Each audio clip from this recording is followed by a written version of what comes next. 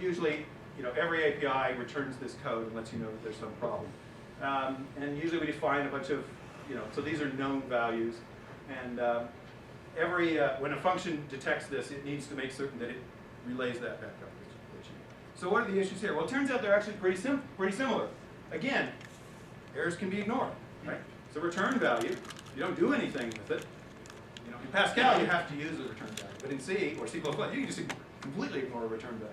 But even if you had to take it, you still don't have to do anything with it. In fact, by default, you won't do anything with it. And then, if you have these calls that are relaying it up the chain, if you have a call that's careless about errors, it may not relay it up the chain, and then you kind of just drop the error. But again, this is a little, same thing again. We're having to do something every time we do something. So that means there's lots of lines of code that are dealing with error. So it turns out that exceptions take care of both these problems. You can't ignore it, and it turns out that it's not tedious writing.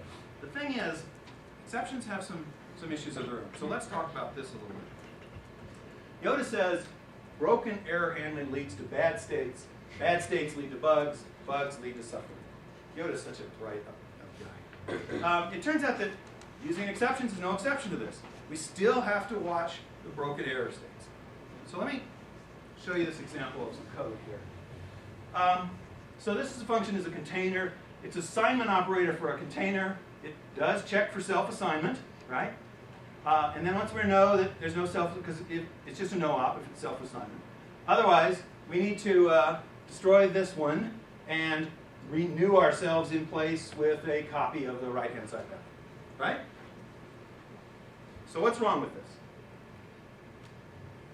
New may fail. So, okay, new fails, because this is calling a copy constructor, right? And copies always can fail, they can throw. In the general case, some objects, copy might not.